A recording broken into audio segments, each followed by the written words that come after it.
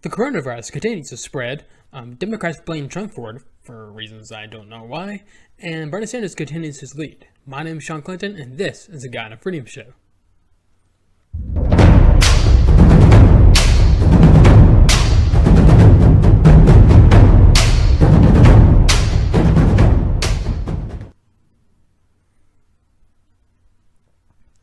Alrighty, guys. I hope everyone has had a great week so far. Happy Friday. We have a lot to get to today, so let's not waste too much time here.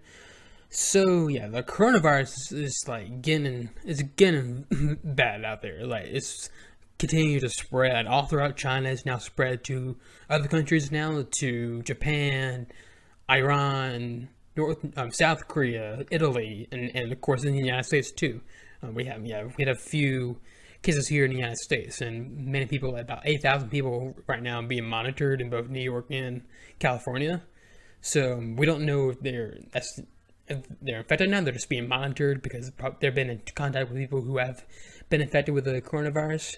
So, but yeah, again, it's getting seriously bad. I mean, the latest statistics we got coming out of China right now. Of course, we can't take these statistics with a grain of salt right here because China's being very quiet about this. Like they have not released. It doesn't seem like this is probably the actual death rates or infected rates, and they've been very quiet about the severity of this virus and all sorts of things. And this is, of course, what authoritarian regimes do. Like they keep quiet about things for political gain and all that. But with the statistics, while they not be totally accurate, is something to go up by. So, like about the latest results we have right now is about roughly 80,000 people have been affected in China with this virus, and we've had about 2,200 deaths so far.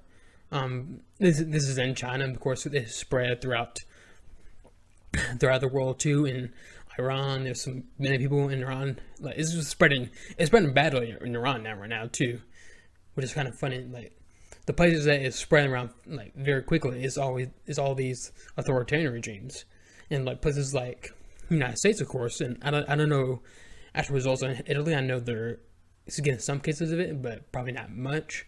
But in the United States, we have maybe about 15 people that have been infected with it, and yeah, and we haven't seen anybody actually die here in the United States from it or anything. But I mean, with that being said, I mean, it is getting very bad. The thing is, like, it's being politicized by both sides right now. The right is using it to politicize for 2020. The left is using it to politicize for 2020. It's just all gross stuff. But again, all of them are saying this without really knowing what's going on. I mean, I don't know.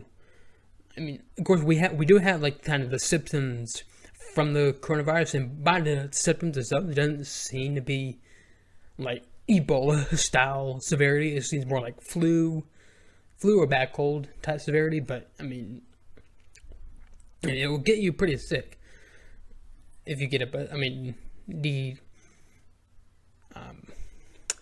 so, I mean, to actually kind of give you a little bit of facts to what's going on, again, we don't know much because, of course, this originated in China, and they have not been giving us any information or anything.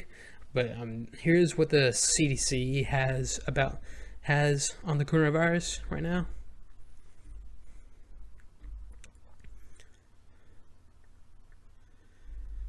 Okay, let's see. Let's go to... Yeah, this is the CDC's kind of summary of the coronavirus right here. Or is now called COVID-19, which it originally started in like 2019, I believe, and just kind of continued to rapidly spread out. But here's what this kind of article and all this says right here. And here's kind of the background. CDC is responding to an outbreak of respiratory disease caused by a novel new virus, coronavirus, that was first detected in Wuhan City, Hubei province, in province of China, and which now has been detected in 50 locations internationally, including cases in the United States. The virus has been named SARS-CoV-2. The disease it causes has been named coronavirus disease 2019, abbreviated COVID-19. On January 30th, the International Health Regulations Emergency Committee of the World Health Organization declared the outbreak a public health emergency of international concern. On January 31st, Health and Human Services Secretary Alex M. Azar declared a public health emergency for the United States to aid the nation's healthcare community in responding to the coronavirus, COVID-19. And here's like kind of the source of the spread of the virus right here. Coronaviruses are a large family of viruses that are common in many different species of animals, including camels, cattle, cats, and bats. Rarely, animal coronaviruses can affect people and then spread between people, such as with the MERS coronavirus and SARS, and now with the new virus named SARS-CoV-2, probably 2.0. You remember, like, probably years ago, there was a big SARS outbreak in China that got pretty bad, and this has apparently gotten much worse than that. But it continues right here. The SARS-CoV-2 virus is a beta coronavirus like MERS and MERS-CoV and SARS-CoV. All three of these viruses have their origins in bats. The sequences from U.S. patients are similar to the one that China initially posted, suggesting a likely single recent emergence of this virus from an animal reservoir. Early on, many of the patients in the COVID-19 outbreak in Wuhan, China, had some link to a large seafood and live animal market, suggesting the animal-to-person spread. Later, a growing number of patients reported did not have exposure to animal markets, indicating the person-to-person spread. Person-to-person spread has been reported outside China, including in the United States and other locations. Chinese officials report that sustained person-to-person spread in the community is occurring in China. In addition, other destinations have apparent community spread, meaning some people have been infected who are not sure how or where they became infected. Learn what is new. Okay. And it's important to kind of note out like what it says, like how it started. Basically, I guess like people in China were eating like raw like animals without cooking or anything, and then that's how someone got in and just spread out from person to person. And like here's the thing how it spreads like the flu is like it's airborne, so it spreads like person to person. You can like cough and someone can get nearby. But yeah, and it continues on right here. Sorry. And this is the situation in the U.S. right now. Now, I don't know how recent this article is, but this is just kind of the best one I found. Imported cases of COVID-19 and travelers have been detected in the U.S. Person-to-person spread of COVID-19 also has been reported among these close contacts of returned travelers from Wuhan.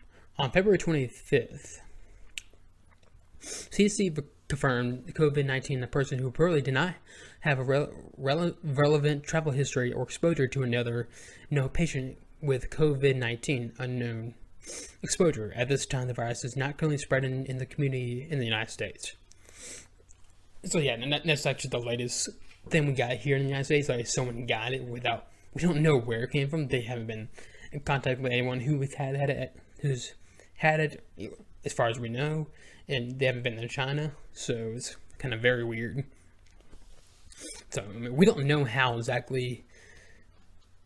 I mean, I doubt it can actually travel in the air all the way from China to here, but somehow probably this person had gotten in contact with someone infected with it at some point, I guess. I don't know.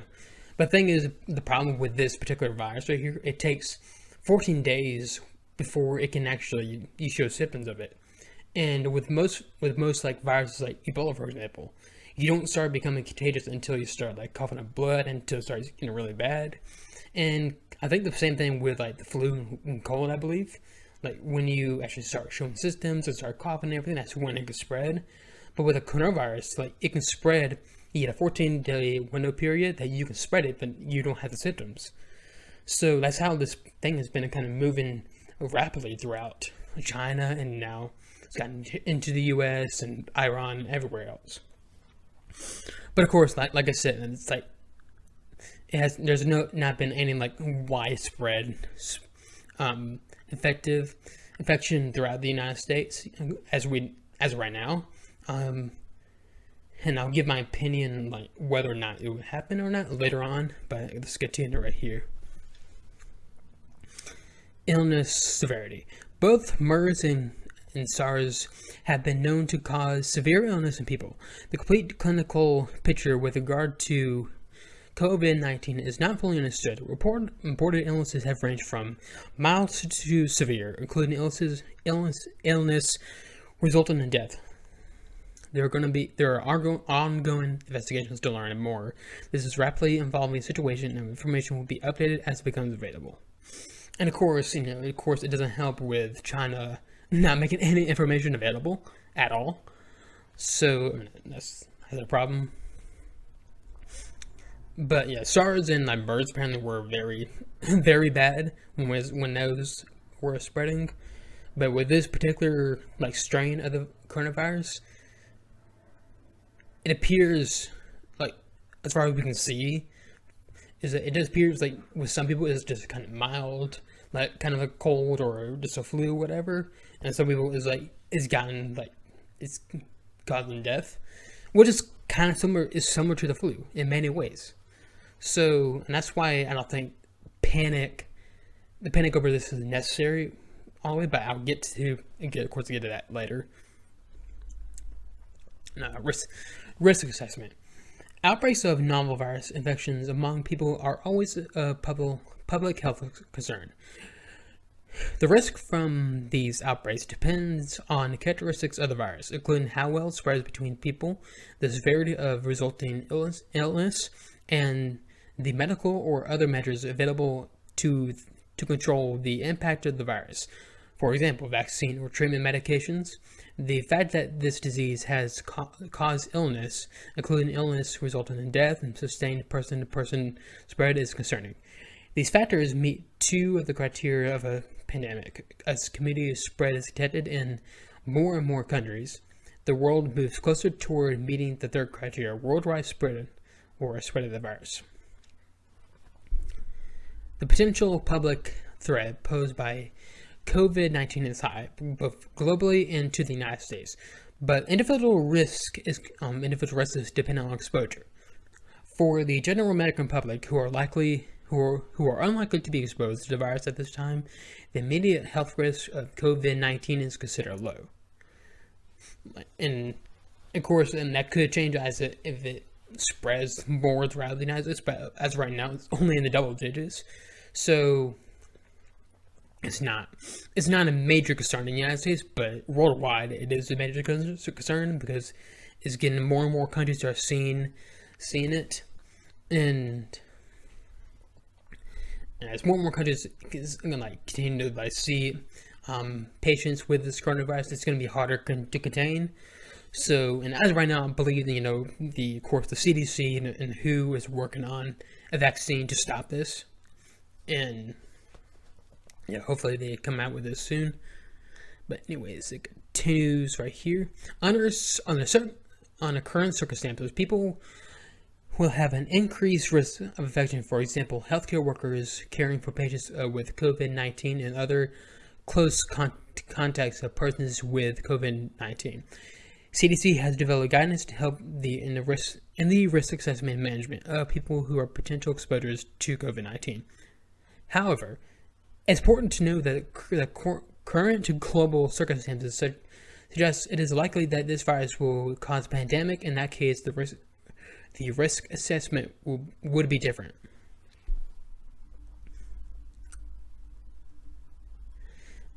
And the kind of like what has been said to kind of help not get this virus is basically, you know, proper personal hygiene, you know, washing your hands and all that, just kind of, you know, normal stuff you do to not get sick by the cold or flu, whatever. But it continues right here. What may happen? More cases are likely to be identified in the coming days, including more cases in the United States. It's also likely that person-to-person spread will continue to occur, including in the United States. Widespread transmission of COVID-19 in the United States would translate into large numbers of people needing medical care at the time. Schools, child centers, workplaces, and other places of mass gatherings may experience more absenteeism, whatever. Public health and healthcare systems may become overloaded, with elevated rates of hospitalizations and deaths.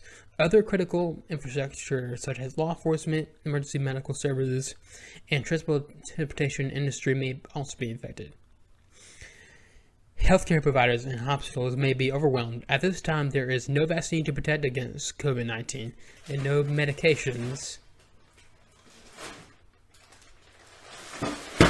Okay, sorry about that. There's something that just fell behind me or right there for some reason. Anyways, where was I? So yeah, I mean, what is being said right here is basically it is likely that this will continue to spread in the United States. There will probably be massive infected rates throughout the country. Whether it will be as severe as in China is a whole other question. My guess is most likely not, just considering that we have a good health system, and like China's, for example, is not very good at all.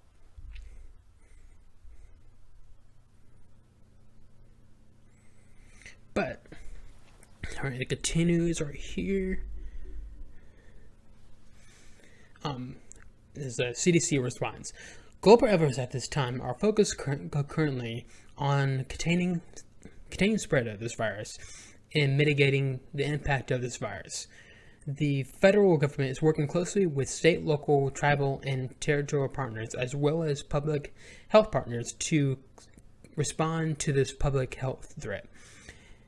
The public health response is multi-layered, with the goal of detecting and minimizing introductions of the virus in the United States, so as to reduce the spread and the impact of this virus.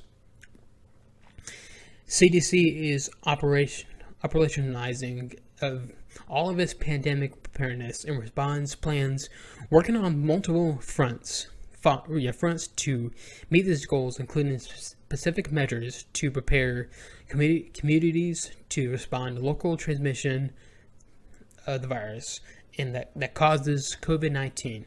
There is an abundance of pandemic guidance developed in anticipation of an influenza pandemic that is being repurposed and adapted for a COVID-19 pandemic. Alright, so that's pretty much the gist of this article right here.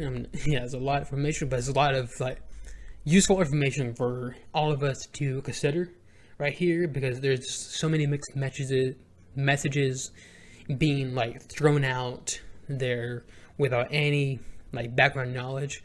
So I mean, my thing, like, that's why I think, you know, going to the CDC itself, like reading this, is the best way to get this information, because they're monitoring the situation. They're the ones that know the most about it right now. So that's always good. All right. So, and basically, yeah, I mean, like I said, I mean, it does say, you know, it will likely spread throughout the United States. Hundreds of thousands of people probably will be infected with this virus. It'll be a pandemic, and a lot of people will be infected with it, and we probably will see some cases. People will die here in the United States from it. In my opinion, too, though, I don't think it'll be as severe as it is in China. Again, like I said earlier, the health system here in the United States is way more advanced than the one in China, and so we're more prepared to take care of these people than for China, for example. Like China's healthcare system is just utter garbage. The health of the community itself, like the air and everything, air quality and all, just terrible, very very bad. But I'm gonna continue on like talking about the coronavirus and talking about President Trump's response and Democrats' response and everything. But first, you're gonna have to go over to YouTube to get the rest of it. So not only will you get when I talk about the rest of the coronavirus stuff, also later on I'll be talking about the Bernie Sanders and his continued lead on, and also later on the back half of the episode I'll be talking about some scriptures that I'm going over, finishing up John chapter 8 today, and also stuff I dislike at the end of this episode. Otherwise, remember you can find me on your favorite. You find the full episode on your favorite podcast listening sites like Apple Podcasts, Spotify, and SoundCloud, among others, like iHeartRadio, for example. But otherwise, I'll see y'all next week. This is the God and Freedom Show.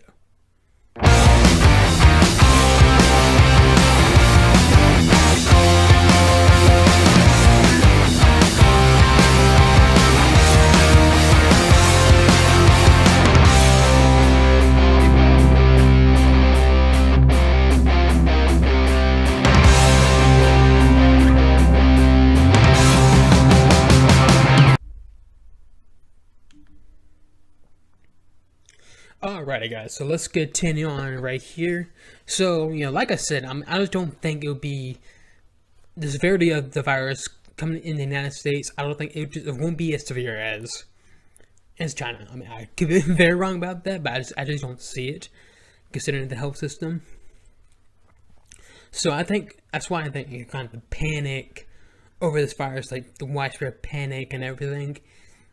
I mean, especially, throughout the world it's different, but in the United States, the widespread panic over like killing millions of people or whatever it's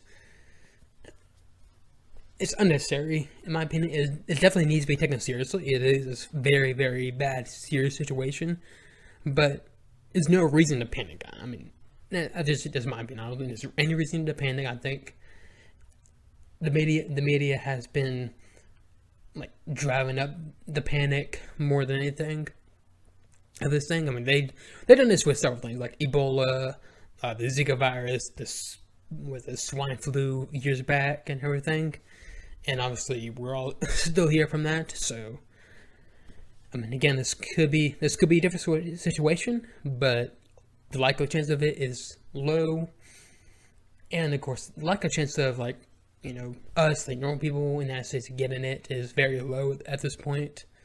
Again, that could change, but it's very low at this point. The chances of us dying, normal people dying from it, is very, very low. Unless you have some underlying disease, it's very low. So again, it needs to be taken seriously, but don't panic about it. So, of course, with this all this going on, it's of course incumbent on the government to respond and make sure it protects the American people. That's what President Trump has been doing. He currently has created a task force to combat the coronavirus. He has stopped travel from China coming in, which is a very good thing. That needs to happen. So yesterday, he held a press conference about it and everything, just kind of like going over small details on here. It's like a very short snippet of it, very short, probably. Anyways, here it is. I've just received another briefing from a great group of talented people on the virus that is going around to various parts of the world. We have, through some very good early decisions that were actually ridiculed at the beginning, we closed up our borders to flights coming in from certain areas that were hit by the coronavirus and hit pretty hard. And we did it very early. A lot of people thought we shouldn't have done it that early, and we did, and it turned out to be a very good thing. and the number one priority from our standpoint is the health and safety of the American people.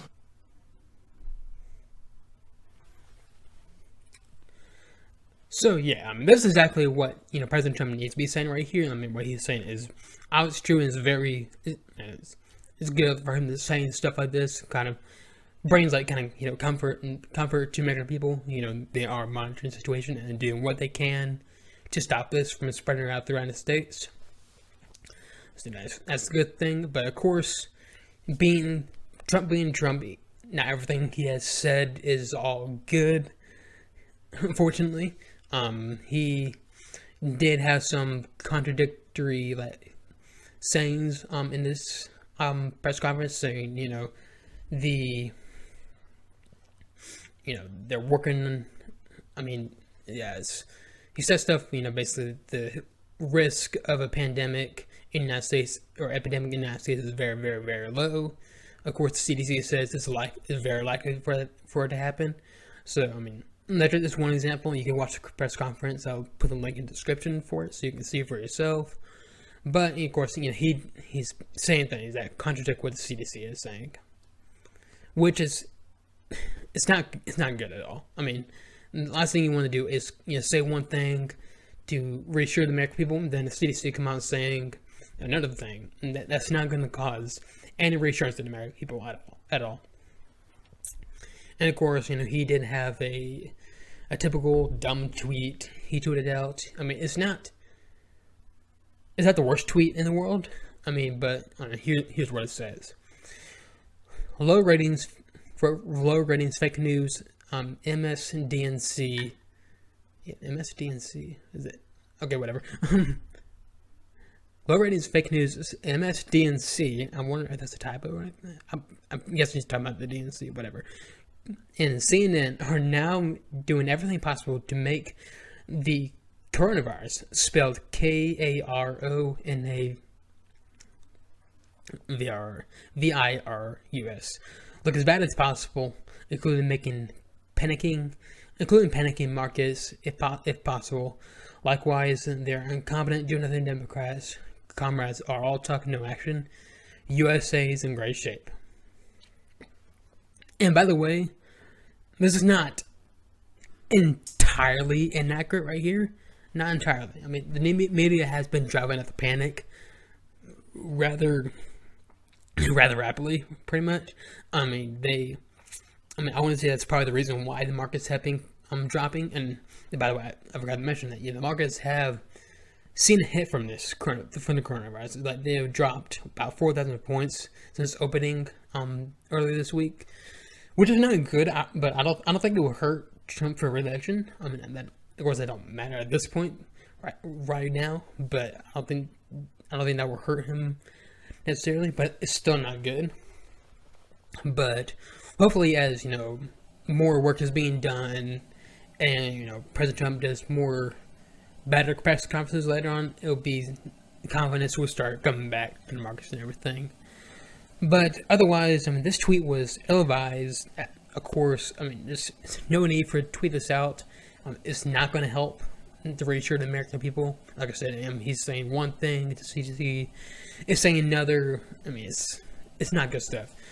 But other than that, what President Trump is doing and everything, what the task force is doing is all good stuff. They're doing what they can to help out and to stop the spread of this virus, which is all good. And yesterday, he also, in the press conference, he announced that he will be putting Vice President Mike Pence in charge of the task force.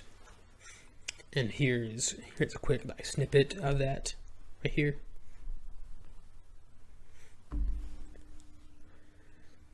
And what I've done is I'm going to be announcing exactly right now that I'm going to be putting our Vice President Mike Pence in charge. And Mike will be working with the professionals, doctors, and everybody else that's working. So yeah, again, so far, President Trump has been handling this very well. And besides a couple things he said, he's been handling it very well. But of course, Democrats being Democrats, the left being the left, they want to try to do their best to make this as bad for Trump as they possibly can. To hurt him for re-election and everything, which is all disgusting disgusting stuff. Like they want to take a serious situation like this and politicize it for their own to help them win an election in November. It's all disgusting stuff. So to start off with, here's a couple of tweets. One is from Alexander Ocasio-Cortez, so fresh, so face. And here's what he said about Mike Pence being now in charge of it, the task force. Mike Pence literally does not believe in science. It is utterly irresponsible to put him in charge of U.S. coronavirus response as the world sits on the cusp of a pandemic. The decision could cost people their lives. Pence's past decisions already have. Which don't know what that means. Like here's like another tweet in her thread. As Governor Pence's science denial contributed to one of the worst HIV outbreaks in Indiana's history, he is not a medical doctor. He's not a medical expert.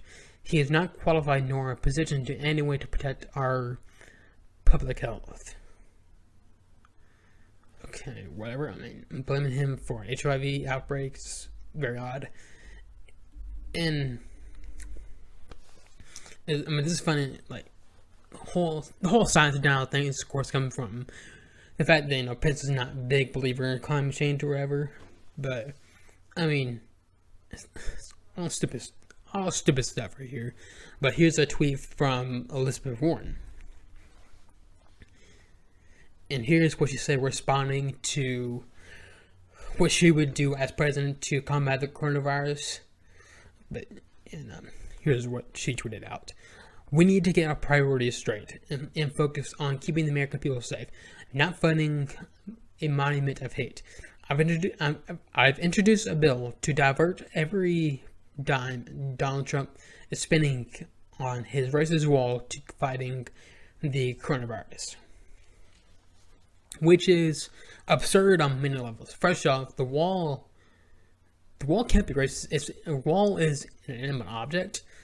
Second, I mean, the reason why it's gotten to the United States is because people come from other countries to here. And the best way to stop this virus is to secure our borders. Not to have, if we have like just open borders, everybody come in, that's how you assure it was spread like more rapidly in the United States. So, I mean, that does not make sense whatsoever. I mean, Elizabeth Warren is just, I don't know what's up with her. Like, it's so hilarious to me that she was consider her a frontrunner at some point for this race. But now look at her. Like, she's trying desperately to get a hold of Bernie Sanders like VV pick or something.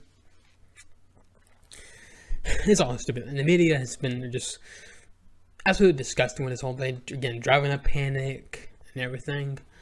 Of course, the worst thing the media has done is here's a piece from the New York Times. It's the opinion piece, but it's just very, very gross. And it's titled "Let's Call It Trump Virus. If you're feeling awful, you know who to blame."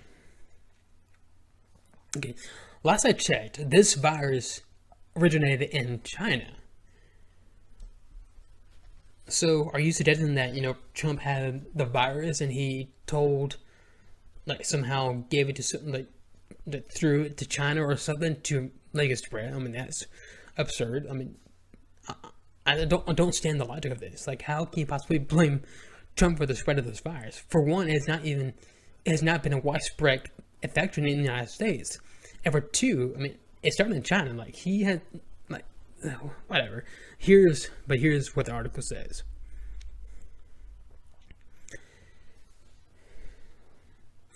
So our coronavirus insider is going to be Mike Pence. Feeling more secure? I know full well the importance of presidential leadership, the vice president said as soon as he was introduced to his new role. Totally qualified. First criteria for every job in this administration is the capacity of praising the gloriousness of our commander-in-chief. I mean, is that the surprise? Like, every vice president like praises the president. I mean, Joe Biden praises Obama, Dick Cheney praises Bush. I mean, that's not uncommon. Yeah, when you think of Mike Pence, you maybe don't think about pandemic fighter spring, but as President Trump pointed out repeatedly, he's already run Indiana. Well, it probably could have been worse. Having a sayer does not make a desire. I don't know. Does not make you feel there's somebody in charge. At least Trump didn't come before the cameras and announce so many. Today, I'm asking every American to cross your fingers. Our president had to be going. Sorry, my nose is itchy.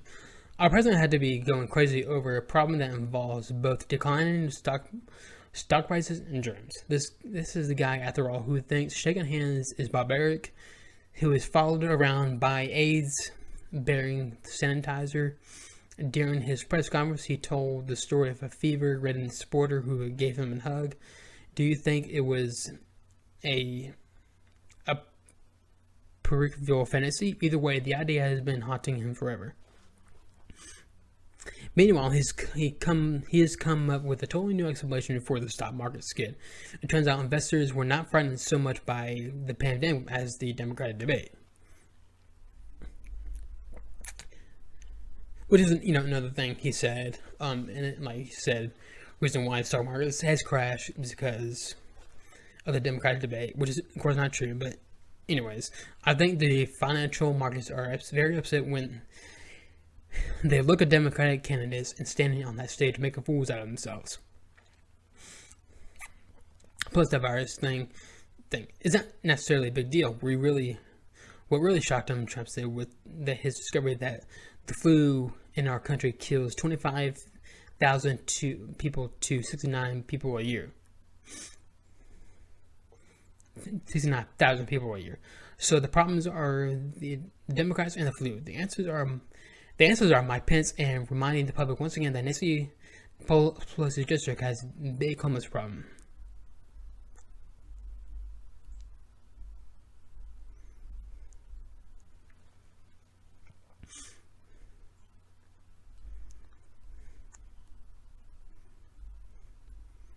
So I don't know what the purpose of this tweet. Of this piece is.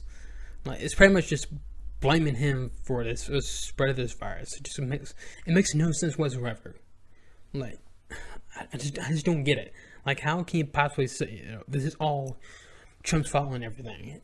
It does not add up. But this of course is what the Democrats do. They wanna politicize every single little thing to make sure they win an election. Of course, as we've seen, they're willing to do anything to win an election. But let's. Of course, everybody's going to continue to be monitoring this virus and make sure it's being contained. Hopefully, it is contained pretty soon. But we'll see. And of course, every week I'll give some kind of update on it and everything. But let's go on to Bernie Sanders. So Bernie Sanders has continued his lead throughout this race. Like, he's both won Iowa, New Hampshire, and Nevada. And we have the South Carolina primaries coming up on Saturday, and of course Super Tuesday coming up next week. So right now, Bernie Sanders is in good shape of taking the win. And the Democrats, media and Democrats are panicking over this because they realize that Sanders does not have a prayer against Trump in November. Like, not a prayer against him. Unless the stock market just crashes badly, it's unlikely that would happen. But other than that, Trump has this in the bag if Bernie Sanders is the nominee. But of course, like I said, the media has just been panicking over this, freaking out. And for example, we have Chris Matthews from MSNBC He had this kind of tirade against Bernie Sanders. It's quite hilarious. Here's the video of it. What is going on here, and is this any way to pick a nominee? Well, I don't think so, but it is the way we're picking this one, and it looks like Bernie Sanders is hard to beat right now. I'm with Carville all the way in terms of the dangers of what lies ahead in November. I'm very much aware of them. They're sitting on so much Oppo research on Bernie, what he said in the past about world affairs, how far left he is. I'm not sure how far left he is, but they're going to make the most of that in terms of world politics. They're going to kill him. But I think it's a little late to stop him, and I think that's the problem. By the way, if you look at the pattern, it's dynamic. Bernie won the popular vote in Iowa. He won it again in New Hampshire. It looks like he's going to win it here when they finally get a vote. Bernie's been winning consistently, and I think it's mathematically understandable. Every time we poll, every time Steve and everybody polls, 2/3 of the Democratic vote, 2/3 of people who call themselves Democrats are either liberal or very liberal. All Bernie ever had to do, and he's done it beautifully, is get a majority of that, and he's up to the mid-30s. If you get half of 67, you're into the mid-30s, and that's where he's gotten it a little better. Biden, his only prayer was to consolidate the third of the vote that's moderate and conservative. And he got nowhere near clearing that field. Nowhere near. That's split up 4 ways now. And so with new people coming in, Deval Patrick came in, he didn't make it. Bloomberg is in. He's probably going to survive a bit longer because of his money. But that field wasn't cleared. The only way Biden could win in that 1/3 of the vote that's either moderate or conservative is to sweep it. He got nowhere near. Bernie, on the other hand, did his job. He got more than a majority of that 67%. That is the name of the game. It is pretty much over unless that changes. I was reading last night, Brian, I know you're a history guy too. I'm reading last night about the fall of France in the summer of 1940. And the general, Renault, calls up Churchill and says, "It's over." And Churchill said, "How can it be? You got the greatest army in Europe. How can it be over?" He said, "It's over." So I had that suppressed feeling. I can't be as wild as Carville, but he is damn smart. And I think he's damn right on this one. Joy. So while he had that was very clumsy comparison right there, like to the fall of France to like this victory.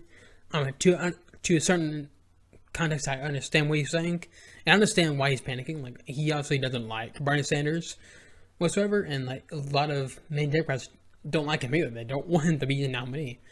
But of course, what happened after this is that the media and the left just went insane. Like saying that he called basically Bernie Sanders a Nazi and calling Chris Matthews an anti-Semite because, Bernie Sanders is Jewish, which is insane on so many levels. Like Chris Matthews is not an anti-Semite in any way. And he wasn't calling Bernie Sanders a Nazi or anything. That's all absurd. But of course, Chris Matthews ended up apologizing for it.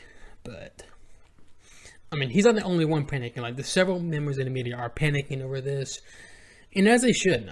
Again, Bernie Sanders is in good shape in taking this, and we'll see what happens in South Carolina.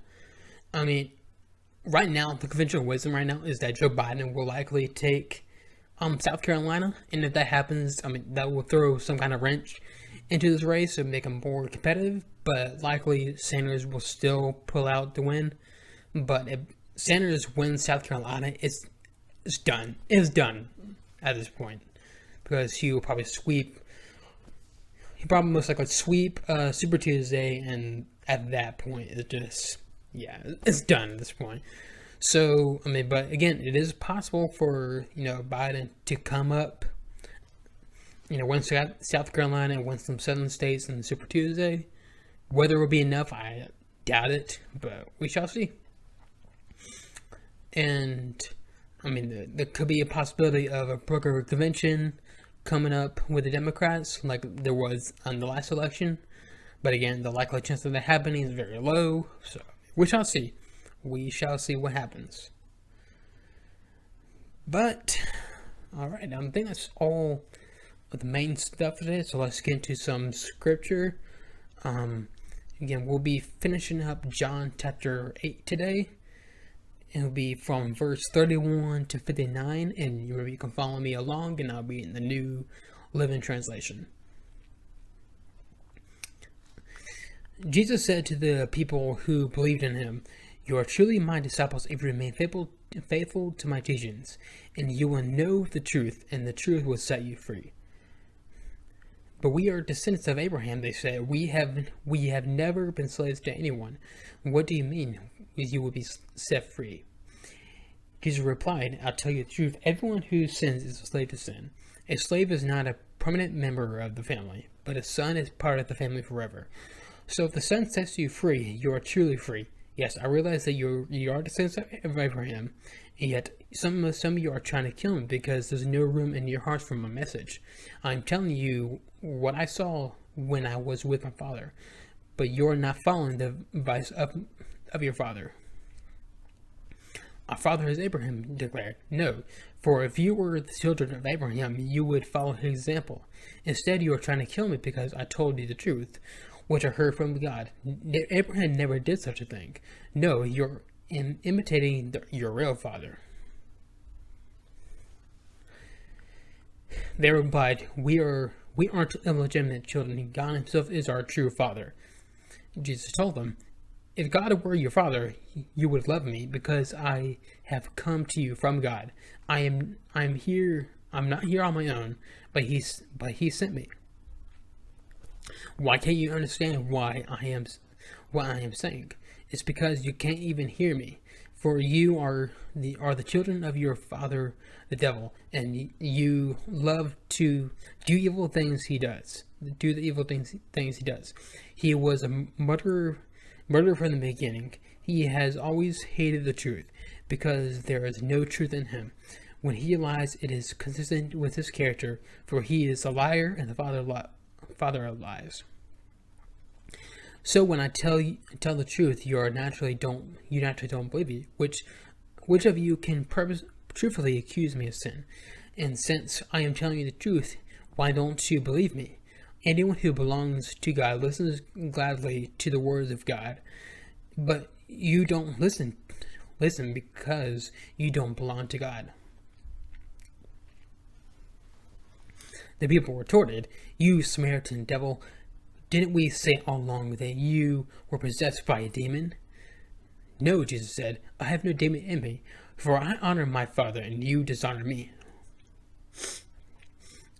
And though I have no wish to glorify myself, God is going to glorify me. He is the true judge. I tell you the truth, anyone who obeys my teaching will never die." The people said, "Now we know you are possessed by a demon. Even if Abraham and the prophets died, but you say anyone who obeys my teaching will never die. Are you greater than our father Abraham? He died, so did the prophets. Who do you think you are?" Jesus answered, If I want glory for myself, it doesn't count, but it is my Father who will glorify me. You say he is our God, but you don't even know him. I know him. If I said otherwise, I would be as great a liar as you. But I do know him and obey him. Your father Abraham rejoiced as he looked forward to my coming. He saw it and was glad. The people said, "You aren't even 50 years old. How can you say you have seen Abraham?" Jesus answered, "I tell you the truth. Before Abraham was even born, I am." At that point, they picked up stones to throw at him, but Jesus was hidden from them and left the temple. So yeah, that was John chapter 8 right there, and basically, this is a pretty good passage right here. It's basically, the people right here just being stubborn, not understanding anything what Jesus is saying right here.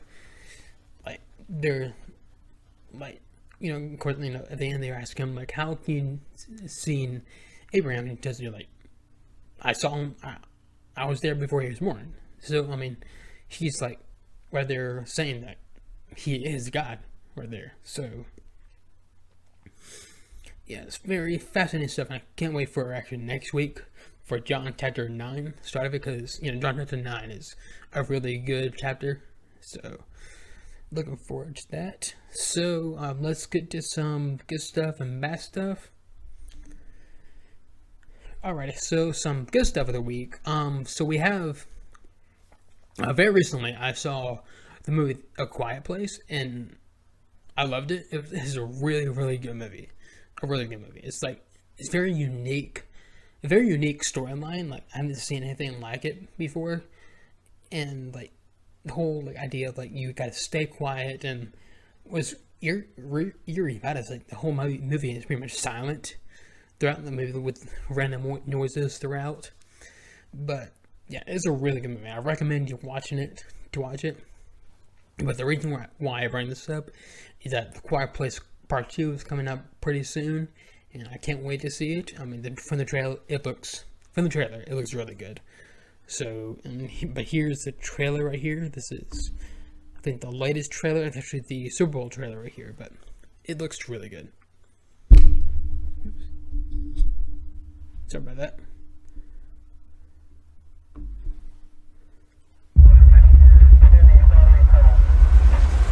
Ronnie, what do we got? Some kind of fire? We got units headed out there now. I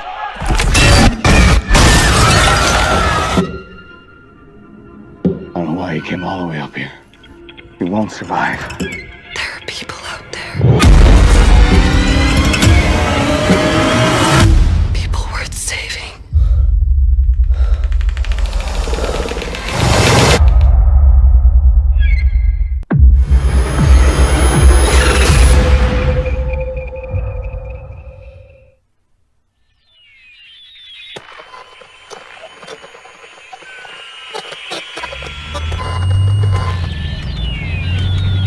What is going on?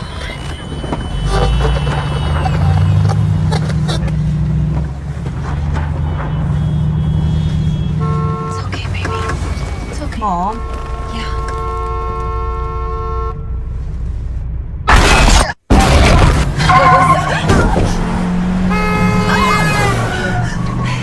It's okay. It's okay. We're okay. We're okay. That's Dad. Okay. That's Dad. Dad. Where? Mom. Oh my God.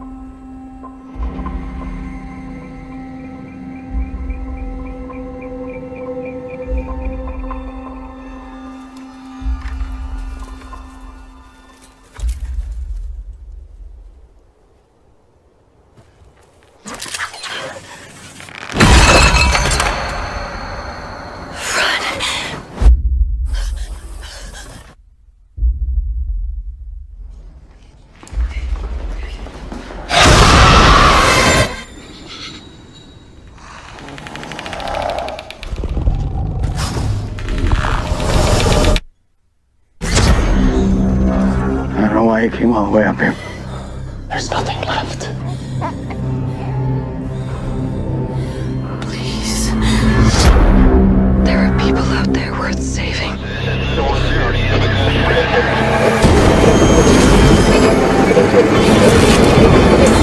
You don't know, do you? I do.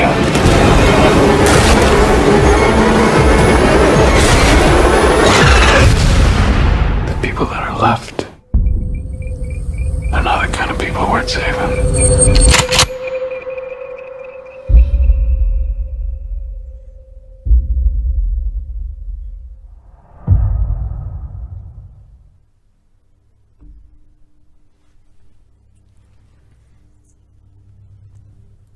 So yeah, like I said, that looks really, really, really good. And again, I love the first movie, so I can't wait to see this one.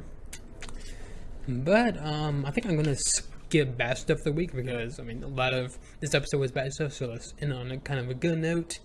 So I'll be back here next week with all other crazy stuff and updates on the coronavirus. But I'll see y'all then. My name is Sean Clinton, and this is the Guy in the Freedom Show. If you enjoyed this episode, don't forget to like, share, and subscribe. Also, you can find me on your favorite podcast listening sites, such as Apple Podcasts, Spotify, and SoundCloud. Thank you for listening.